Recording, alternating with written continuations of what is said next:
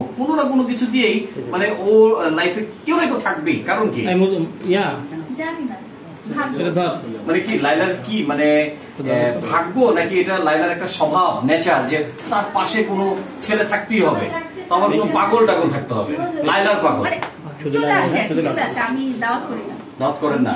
আচ্ছা সত্যি করে বলবেন আপনাকে কত টাকা দিয়ে ভাড়া আনছে লাইলা? আমি কি ভাড়া করার জিনিস আমি জানি না, এই জন্যই আপনার কাছে জানতে চাইছি। মানুষ কি ভাড়া করা যায়? ডেফিনেটলি করা যায়। হ্যাঁ, বউ ভাড়া পাওয়া যায়, বাবা ভাড়া পাওয়া যায়। আপনি নিউজ দেখেন নাই? তাহলে আমাকে একটু বল দিন ভাড়া। আপনি লাইলাকে আপনি কি হিসেবে গ্রহণ করছেন? উনি তো হচ্ছে আমার একটা অ্যাক্ট্রেস, ওনার সাথে আমি কাজ করছি মিডিয়াতে, বিভিন্ন রকম শুটিং, প্রমোশন, এইসব কাজে আমি ওনার সাথে যুক্ত। আপনি কি এখন জায়গায় হাত দিয়ে রাখছেন? আপনি কি এখন শুটিং করতেছেন? হ্যাঁ, এই যে আপনার ইন্টারভিউ আপনি এতগুলো জার্নালিস্টের সামনে আপনি ইন্টারভিউ দিচ্ছেন, আপনি গায়ে হাত দিয়ে রাখতেছেন, আপনি চুলের গ্রান নিচ্ছেন। আমি একটা শুটের অংশে ছিলাম, আপনার এই মুহূর্তে চলে আসছেন, এখনো তো আপনি গায়ে হাত এটা পাবলিক ডিমান্ড। আপু আপনি প্লিজ পাবলিক ডিমান্ড, আপনি তাকে প্রমোট করেন না। সে স্যার দেখতে কি সে কি আপনার প্রিন্স মামুনের মতো এত দুরন্ত কিনা? আপনি ওনার গায়ে হাত দিয়ে রাখছেন কেন এখনো? আমি তো শুটিং এর মাঝে ছিলাম, আপনারা চলে আসছেন, এখন এই জন্য এইভাবে দেখেছেন। এখন আমি ওনাকে পরে জিজ্ঞেস করছি যে এটা কি রাখবো, বলছে হ্যাঁ এটাই সুন্দর লাগতেছে। আচ্ছা, আপনার কেন ছেলেদের স্পর্শ পেতে হয় এত?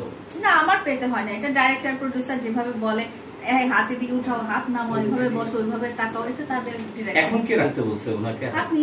আমি বলি নাই। হ্যাঁ, আপনি অ্যাকচুয়ালি হয়েছে কি, এটা পাবলিক ডিমান্ড, পাবলিক চাচ্ছে যে আমরা এভাবে থাকি, তাহলে পাবলিক আমাদের ভিডিওটা দেখতে ভালো করে। আচ্ছা, মিস লায়লার কি ডিমান্ড একটু বলেন তো?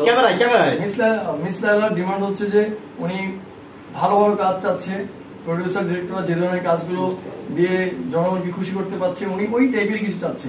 আচ্ছা, আপনি মিস লায়লা, আপনি কেন একটু বয়স্ক বা আমাদের মতো একটু মোটা মোটা বা একটু যাদের একটু তাদেরকে কেন পছন্দ করেন? আপনি চিকনা চাকনা মনে করেন, অনেকে দেখতে আর কি, অনেকে বলে ফটকা বা হিরুঞ্চিও বলে অনেক কমেন্টসে। সরি, আপনাকে বলছি না, এদেরকে কেন আপনি কেন বেছে নেন? আমি বেছে নেওয়ার এখানে আসলে কোনো অপশন নাই। এখানে যেটা বলেছি, আমরা যে মিউজিক ভিডিওটা করি বা যে কন্টেন্টটা করি, সেই কন্টেন্টের বা ভিডিওর ডিরেক্টর প্রোডিউসারের চয়েস অনুযায়ী হয়। এখানে আমি আসলে ওকে পার্টিকুলারলি বেছে নেই নাই, ও সামহাউ ওকে কাস্ট করা হয়েছে আমার বিপরীতে। তো সেখান থেকে যখন দেখলো যে এই জিনিসটা খুব ক্রেজে উঠে গেছে, খুব দর্শকপ্রিয়তা পেয়েছে, তখন ওরা মনে করছে যে আরো কন্টিনিউ করি বা আরো কাজ করা। আচ্ছা, অনেকেই সোশ্যাল মিডিয়াতে বলছে যে আবারও দ্বিতীয় সন্তান পাল্লক নিল লায়লা, এটা আপনি কিভাবে দেখছেন? ফানি হিসেবে নিচ্ছে, সোশ্যাল মিডিয়ার কোনো কিছু সিরিয়াসলি নেওয়ার কিছু নাই, আসলে এটা বিনোদনের জায়গা, বিনোদন হিসেবে। আচ্ছা লায়লা, আপনি দিন দিন অনেক সুন্দর হচ্ছেন, আপনি অনেক আগের চাইতে আপনার আগের কিছু ফটো দিয়ে আর বর্তমান ফটো দিয়ে নানা ধরনের কন্ট্রোভার্সি বা কথা বলা হয়, এটা আপনি কিভাবে দেখছেন? আর যদি আপনি বলেন যে সুন্দর না, আসলে আপনি যখন একটু খারাপ অবস্থায় থাকেন তখন সেটা আপনার চেহারায় চলে আসে। মনটা খারাপ থাকলে চেহারাটা ভালো লাগে না, আর যখন মন খারাপের ব্যাপারটা চলে যায় তখন নরমালি হাসি খুশি একটা ভাইব চলে আসে, ওটাই আছে। আপনি স্ক্রিনে একটা ছবি দেখতে পাচ্ছেন, আপনার সেই ছবি এবং এই ছবি দুইটা যখন পাশাপাশি রাখে, একটা টি শার্ট পরে একটা হলুদ একটা ছবি, মনে আছে? এই দুইটা যখন পাশাপাশি রাখে লায়লার কেমন লাগে? ওইটা তো খুবই অপ্রস্তুত অবস্থায় একটা, আমাকে বিনা পারমিশন ছাড়া আমার অপ্রস্তুত অবস্থার একটা ছবি বা ভিডিও করা হয়েছিল।